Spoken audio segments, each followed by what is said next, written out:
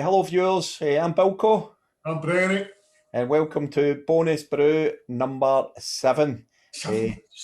Yeah, nice one. Now, Brenny, can we tell the wee story behind this? This was actually, you ended up getting this in a wee back alley beer deal, didn't you, for us? It's another one of our back alley beer deals, yep. Yeah. Thanks to the Jake Balls.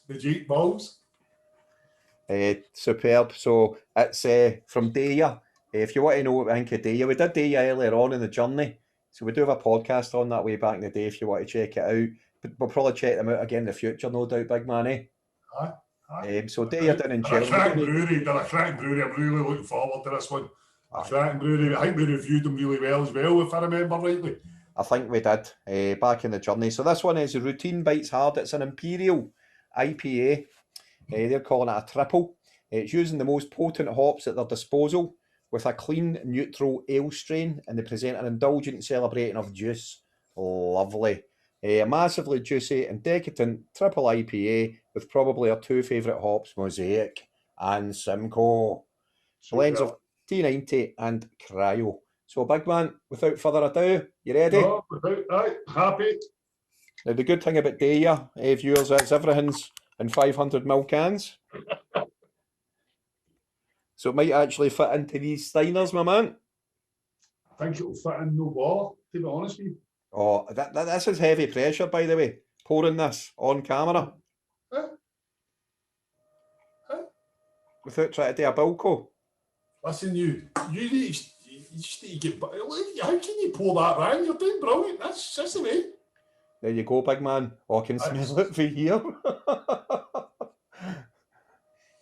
Cheers, big man. Oh my God. Cheers indeed. Cheers indeed. Cheers, my man. Oh.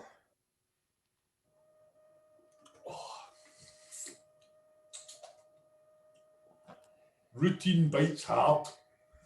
Is that why you've done this at an impromptu Wednesday night at such a time? If my work's watching it, hard. It's 10 o'clock on a Friday night, Brenny, if my work's watching this. Sorry, work. Yeah. Of course it's a Friday night. Mate, I tell you right away, right, I don't know about you, mate. Just get it out of the way immediately. 10%. What? This is genuinely. Oh. You've got no feeling of the alcohol for starters. But that is just so juicy. Oh, man. You worry, don't you? See, when you get these heavy hitters, you worry that it's just going to it's either going to be a total flavour bomb to hide the alcohol, or else it's going to be the alcohol feeling you get. But that's actually quite balanced. Very balanced. Yeah. I mean, the body of that is fantastic. It genuinely just... The first sip of that, you're just like, wait a minute here. This isn't what I thought. Do you know what I mean? But you know it is at the same time, because it's just resonating down through the... I mean, you know that it's packing a punch, but it's not through the taste of it. You know it's packing a punch just through the actual body effect of it. It's amazing. It's very... there's a lot... I feel as if a lot of the brewers are now going for that high-end Imperial dippers, whatever, and they're all beginning to now be so high-end that they're all very similar. I'm finding the high-end IPAs are really becoming similar, but that's not a bad thing, because it shows that they're all producing quality stuff that you want to buy, you want to taste, because they're not... You couldn't say that... I mean, I think I said Encrypted Dimensions was my favourite beer of last year. Very similar. Very sort of similar taste to it. But not the same taste, but very similar. Plure that we done the other week for Overtone. Again, 8%. Another high hit. Personally, I think the alcohol content gets to a point. I think I've said this before. I think for me, the 8.5 is getting to my... Put it this way, that's one of the only beers. I've had one beer before this today, and that's my last beer of the night, because obviously it's just go home. Do you know what I mean? Well, we're all home. We're all home, Jay, a long time. But you know what I mean by that. You know what Absolutely, I mean? mate. It's something you're going to savour and enjoy. Yeah. But it is a great beer, and it's a talk. It makes you want to talk, doesn't it? So, Brenny, just to touch on what you said there, it was an interesting point you make. I definitely agree with you. I think the brewers are making a real effort, and I think competitions. I mean, we've just spoke about competition there, about the FITBA, but competition it breeds success. Do you know what I mean? And I think they all are competing with themselves, and I think they're trying all these. They're trying to outdo each other, and I think that this. I think so far, mate. I mean, we've discussed this before, but going forward, I think we're going to make a conscious effort. We're going to call anything kind of above, a kind of Imperial IPA, because I'd agree with that. The dipper, copper. To me, anything that's hitting above what I would usually buy an IPA at, which is anything above 6.5%. I would say anything above 6.5% is basically you're getting into Imperial IPA strength. Yeah. And I listen, I'm not too worried about the marketing side of it. We can market however we want, as long as we keep producing a good beer. I mean, it is. And I think a lot of our friends are making the point that a lot of it is just marketing. Yeah. But see, at the end of the day, the brewers have got to have an angle to make their beer stand out. And I totally get that. It's still something that bothers me. I know we've got pals in the group chats and stuff who are a wee bit more critical of it. Do you know what I mean? Because they take the view that they're basically saying it's bullshit because they brew and they know. But you know, and I'm not talking out of turn here. The people that say this will say it, but I don't want to mention it because I think it's not the time or the place. I think when you're reviewing a beer of this quality, you've got to appreciate the quality of the beer and forget about how they want to market it. Yeah. You've got to appreciate the beer for what it is, and the marketing of it. They can do whatever they want. They're the ones brewing it. They're the ones selling it. I mean, and it certainly hits all the criteria that I would expect from a high-strength Imperial IPA. 100%, mate. I want to just touch on the marketing, mate, for you because I'm not sure. I'm pretty sure when I say it, you will know this. But the phrase "routine hits hard" it's actually the opening line, mate, from Joy Division. Love will tear us apart. Right. Believe it or not. So there's a wee. You're right enough, and I never even make the association. Yeah. I never even made the association. Mate, but I'm going to qualify that by my entire lack of even looking at the can since I've been given it. literally was gifted it for Jake Balls in a backstreet alley beer deal, which involved passing over other beers, and I didn't expect it. I just took it as being thanks a million. That's brilliant. Really appreciated. It was in exchange for the Gamma Imperial Stouts that we passed over as a wee Christmas present to the boys on the Jake Balls Facebook forum. Brilliant. And listen, sometimes I do just look. I don't appreciate what I'm being gifted, but I know that what I'm being gifted is an amazing thing. But I'm also conscious of the fact that I maybe don't pay enough attention to what's going on. Oh, but what you've just said there is interesting as well. I mean, I had a wee story earlier in the week about one of my mates was looking for the Plur, managed to get him one. There was a trade. There was various different trading happened. Everything was all above board. Everything was COVID friendly. Like, I mean, I need to walk my dog. Do you know what I mean? As you do. So I would say to you, see if you're sitting on a really nice beer, or maybe you've got a beer that's a hyped beer and you don't like it or whatever, talk to your mates, man. I'm pretty sure they might want to try it, they might like it. Just because we like something doesn't mean another guy doesn't like it. So get involved and just communicate. And again, it all comes down to what the ethos of why we started this and why we got it up. So we try to get other people into doing what we're doing and enjoying it. And we're moving forward with community is at the heart of what we're all missing through lockdown, and it's at the heart of why we're doing this through lockdown. And people like it, people won't. So who cares? I've got the community vibe with it because the group chats we're in, the people that we now know, the people we're now talking to who are our community.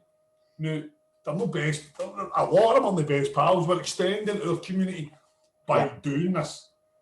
we've got our best pals, we've got the guys who we talk to, who we have our beers with, but that community's grown, and you're getting more pals by doing something that a bit of one. And we've done this is us 26. I think we've done 20 podcasts and 6. Is this 7? Seven bonus brews, mate. So it's a case of we're putting ourselves out there. Aye. And with the best intentions. And you either enjoy it or you don't. And listen, I enjoy it. So that's what it's all about. I wouldn't do this. Bilko, I wouldn't do this if I didn't enjoy it. And I really do enjoy it. And I hope you know that I do enjoy it. And going forward. Brenny, I love you too, mate. I love you too, mate. Oh, cheers on that. I love you, mate. So, Brenny, listen, this is what 10% Imperial IPA does to you. We've only had aye. Brilliant. 100 mil, we're declaring I love it. So, Brenny, do you want to do the scores? Do you want to score it? Do you want to score it? So, big man, I'll go first, all right? Yep, that's fine. So, would I buy that again? Yes. I would buy it again. I did actually try and buy it, and it was by a sheer coincidence. And the boys didn't know about it that you managed to get it, and it was just such a pleasant surprise. But yes, if it comes out again, I'll buy it again. Would I sesh it? I wouldn't sesh it, but I'd definitely have. I would have 2 maximum, but I'd definitely share it. You're a better man than me, honestly. I'd have two maximum, but what I would do is maybe sit with maybe 3 or 4 of these and have a couple of cans, a wee bit each. You know what I mean? Big time. A sharer is what we always describe as a sharer. Yeah. I think that's entirely reasonable. Yeah. You can actually, without the taste of the alcohol in it, you can actually feel the effects of that very quickly. Aye, mate. And I genuinely mean that, and I don't mean that as a bad thing. This is a good thing. This is a really good thing. I've had a few sips of that, and I've had 1 beer, I think, before this tonight, and it was a surprise, an Augustiner. So I was just sitting having a beer, watching the football, and you suggested doing this. And within that, I can feel the actual effects of the alcohol happening. And that's a great thing. That's sort of, if you're talking about having 1 beer a night or whatever, or a sharer, that's what you're looking for. Because if you're spending this sort of money on beers, I don't know how much that is, £8, more than £8, I'm not sure. That's quite expensive. It was gifted. It was gifted to us, thankfully, not by the DEYA Brewery, I might add, by friends. So just so we know that it's been reviewed completely independently of the brewer, which I think is the essence of the channel as well. We pay for everything that we do. Yeah. Whether it's in kind, backstreet alley deals, whatever. I don't know what Bilko gets up to be honest, but whatever. We get some good beers. Aye, that's what I do, mate. I just do it all day long, mate. That's what I do. So score-wise, mate, a lot of these Imperial strength, by this stage, when you're kind of, almost just over a third down, the alcohol does begin, I feel, to sit on it, but it still isn't it? It's really well. All you're getting is a Mosaic and Simcoe, and it's still a cracking tasting beer. It's a stunningly brewed beer, this, viewers, really is. I'm going to give it, Brenny, this is the thing, man. Is this us? But we're in the second week of February and you're about to give the first 10 out of 10? No. I'm not going to give it a 10 out of 10. What I will say, and this I include Yoker, all the other Imperial IPAs, the big hit, anything above 9%, that's an IPA style. It's the best one we've ever had, for me. And I'm going to, at the risk of being bloody Mr. Boring here, I'm going to have to give it a 9 out of 10, mate. I don't think that's boring at all. I think it's been a wee bit reserved, personally. Do you know, Brenny? Sorry. Personally, I think this is probably the strongest beer I've had. That I would like you to tell me a stronger beer I've had since we've started the podcast. We haven't, Brenny. I'm actually going to. Okay, so this is the strongest beer that we've tasted on this on this. It's the strongest IPA, mate. We've tasted the Tempest. Aye. Sorry. Aye. Forget about the Imperial Stouts. I mean, they just go crazy. But mate, it was an Imperial brown ale. True enough, which was crack. Yeah, it was fucking brilliant and all, wasn't it? That was You're going to be watching this. That was really good. That was really good. That was fantastic. That was fantastic. Mate, everybody's like that. These guys are shite. They just give every beer 9 out of 10. But I'm going to revise my score because you're right to say this. And I want to set the standard high for these types of heavy hitting Imperial IPAs. And I'm going to give it a 9.25, mate. All right. Listen, I'm not surprised. I'm not surprised in the slightest, even with my wee interjection, because I genuinely. So I'll go. Would I buy again? If you can buy this, buy it. That's the advice I'll give you. If I can buy this, I'm going to buy it. I never actually bought it. We managed to, as Bilko's alluded to, we exchanged beers and whatever else. But that's because people are now buying direct from brewers who are in our circle, and we're sharing what we're buying direct from brewers and all that. And it works well. It works well. Not to say that you don't want to go to your local bottle shops, of course you do, but your bottle shops will sell out of this really quickly. So you've got to find other ways of getting it, is probably what I'm trying to say with that. So would I buy again? Definitely. I'd recommend everybody try it. If you can get a hold of a can of this, you're going to have a good night. Even if you just share it, even if you one can of it, your night's going to be nice. And if you get 2 cans of it, just if you're doing 2 cans of it, make sure you're close to your bed.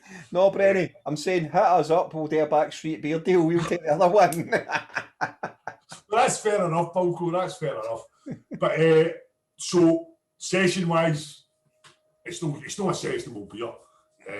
It's lovely. You could think you could session it, but for the sake of people's health, I'm going to wholeheartedly say don't try and session it. If you're sessioning it, make sure you're sessioning it in thirds with your pal. 2 pals. Have 2 pals share my can while you're doing something else, because there's the only way you would be able to session that. It's crazy strength. And scores. I mean, after you amending your score, which I was going to basically give, I'm going to feel as if I'm going to have to go higher than what you gave, because I've said it's so good, and I will go higher. I'm going to go 9.3, and that's down to the. I'm going to say why, in the sense that that's a 10% beer, a 10% Imperial IPA called a triple IPA as they call it marketing. But I'll tell you, not a hint of it. From the first taste to the bottom of this glass, all you're getting is the Mosaic Simcoe hops with the juiciness of the flavour. There is not any hint that is a high strength beer, and it's really, really, really lovely. And you can tell from me kicking this can to where I am right now that I'm actually getting drunker as I'm talking. And that's a good thing. That's a good thing, especially when you're talking about that high strength beer. So I think for me, it's the best beer I've had on the channel so far, in the sense that it is the one that's actually, you can see the effects happening. You can see the deterioration in the best possible way, in the most responsible way. It's not. You don't see you know what I'm saying by that, Bilko. You do know what I'm saying by that. It's literally, you don't taste. You're not feeling it in your mouth, your throat, your stomach. But you're actually feeling the effects across your body, your mind. Do you know? Your soul. I don't want to get too into the other things that probably are doing that in life. So, anyway, big man, I thoroughly get where you're coming from, big man, and I tell you something. And I would say that's a 9.3 for me, and I'm genuinely happy to score at that thing. Mate, That is incredible. It's incredible. In the last 6 weeks, we've had 3 individual beers that we've done, completely separate breweries, that every one of them's taken the mantle from every taste you get, which is, it just shows you the wealth of good brewing out there, and probably in the order that you try them in will be how you score them. Yeah. Do you know what I mean? And that's what it comes down to, because everyone's getting better than the next. And I'm not going to argue with people about, oh, you said that was a 9.3, you said that was a 9 point. Listen, I'll try to just tell you that this is good beer that you want to try. If you get the chance to try it, try it. Definitely. So, big man, just before love will tear us apart, cheers. Cheers.